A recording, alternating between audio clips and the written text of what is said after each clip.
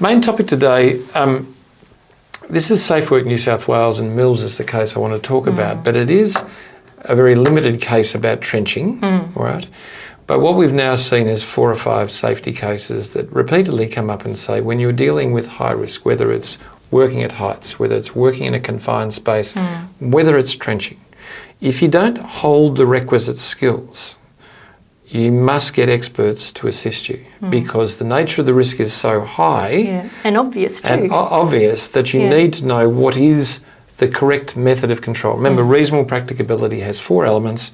Is there a hazard? Working in a trench, working in a confined space, working at heights. Hazard. Yeah. What is the level of risk? Based on risk of injury and frequency. Okay, what's the highest level risk you can have? Because a collapsing wall in a trench will kill you, falling off will kill you, gas in a confined space will kill you. All right, so we know it's really high risk. So what is the control? Well, we go to the hierarchy of control. We know at high levels of risk, administrative control, the bottom level of the hierarchy, is not enough. We're looking at elimination or mechanical methods that prevent that risk from materialising. If you don't know it, you've got to go externally. And that's what this case is about, isn't it? Now, you talk more about the facts, but it is alarming that something like this could happen. Yeah, so they dug a trench for a residential build, put all the landfill next to the trench, and they didn't shore it up.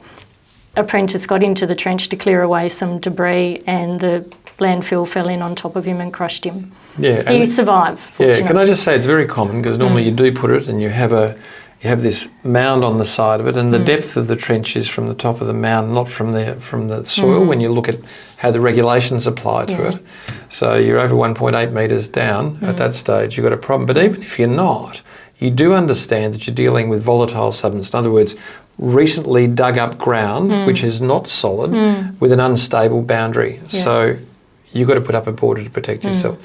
So again, I guess when we're talking to clients, one of the things we talk about in safety, and you'll hear Nina say it all the time, is, but isn't this a high risk? What is your expertise?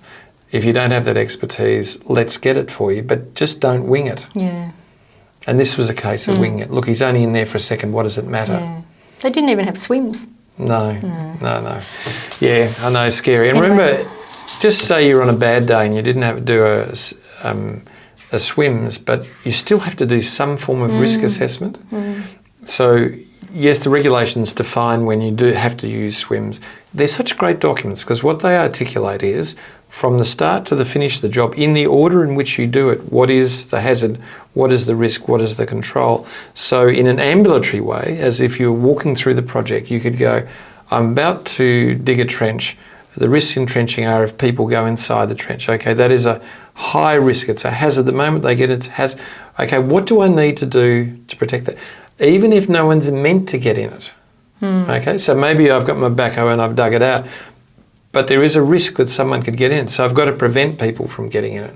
Do you see what I mean? As you go along, the controls become very... What if someone does get in, even though we've told them not to get in? Okay, we need to make sure it doesn't collapse. If you haven't got the skills, go get them. And if you don't, you're going to end up like this case where you're going to be prosecuted as a result of it. $225,000 later. Yeah, and can I just say, you know, we're in the Eastern Seaboard and South Australian jurisdiction, the person who is the operating mind of that organisation, if they don't have the systems in place and aren't being satisfied the systems are being implemented, would be at high risk of personal prosecution in Victoria under 144, under Section 27 of the Model Act with the due diligence obligations. Much easier everywhere else than Victoria to be prosecuted. But in Victoria, if the owner of the business, and this was a small business, was there, saw it and didn't have it in place, they'd be prosecuted. Well, he was. Yeah. So look, interesting stuff. Why don't we go on to the case study? Okay. Jan was a clerk at Nimbus Paper. She managed inward invoicing. Her boss, Cedric, was an uninspiring man who often struggled with Jan. He considered her a 30-something who was full of entitlement. One Friday, Jan attended work feeling unwell. Her lips were dry, she was sweating profusely, her pupils were dilated and she appeared confused. Cedric formed the view that she was a meth user. His son had been an addict and the symptoms were well known to him. He confronted her near the lifts where she was standing, holding her stomach and appearing obviously confused and irritable. Jen looked startled. She told Cedric to go away. She was unwell and wanted to be left alone. She said she needed to go home but urgently needed to use the bathroom before leaving. She stumbled to the bathroom, returned visibly distressed and then fled from the office. When Jan arrived at work the following Monday, she was given a letter directing her to participate in an investigation into alleged illicit drug use and intoxication at work. She was stood down on the basis that she posed a risk to herself and others. She received an allegations letter that described her physical presentation and alleged drug use and intoxication. Jan denied using drugs and complained that the process was flawed and unsafe for her to participate in. She stated that there was no support person offered, that the process lacked procedural fairness and was based on an incorrect medical conclusion and lacked direct evidence. No one asked whether she had seen a doctor, if there was anyone who could substantiate her explanation, or for further details about when or where she had eaten the food that allegedly poisoned her. As 3 witnesses observed her confused behaviour and in lay terms it was not consistent with their understanding of food poisoning, the allegation was substantiated and her employment was summarily terminated. Cedric was the decision maker. He considered her alleged drug use, rudeness toward him and complaint about the process typical of her entitled behaviour. There you go. Okay.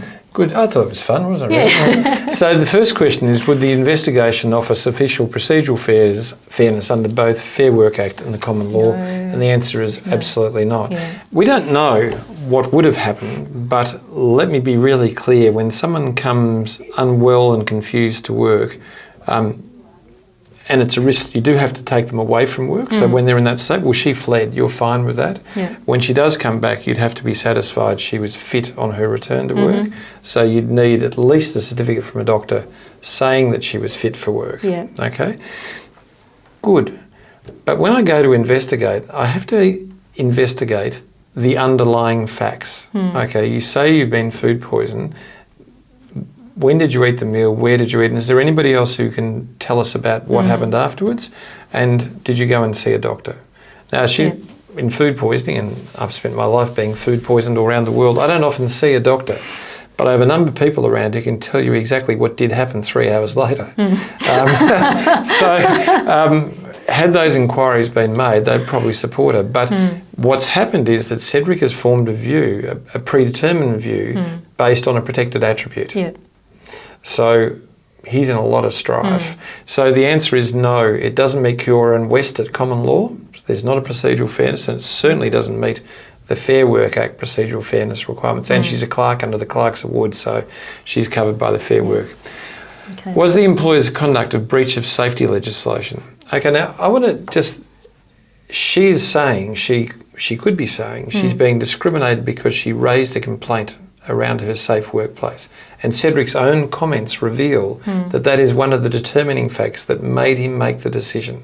So there is a risk of discrimination under safety law. I know it's not often done, and it's the safety regulator who brings that.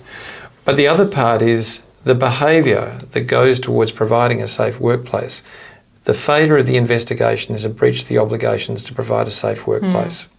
The failure to check on her health, to monitor her health on a return, all those go towards a breach. Would they be prosecuted? No. But I want to show you that those breaches are frank and can be used and leveraged off in other causes of action like discrimination law, general protections or unfair dismissal. All of those safety obligations are breaches of procedural fairness. They are breaches of her safe work environment, and her complaints form part of a safety-based complaint for general protections, which really does bring us to our next question. I don't think a lot of people would appreciate that. No, but if we go back to Burke and Suncorp, I mean, it is the place where we first see safety law infiltrating into a general protections claim, where they said, the obligation to monitor health is a part of employment law, and therefore the failure to do that is fundamental. So I think we are seeing, and Nina and I spoke last time, how safety is penetrating like tentacles into every part of workplace law. Yeah. I just want you to know it's alive here. So did she have a claim under general protections or discrimination law? And I think unquestionably that she did. Yeah. What do you reckon? That's us? That's us. Oh my God. See you later. See you next week. Thumbs up. Bye.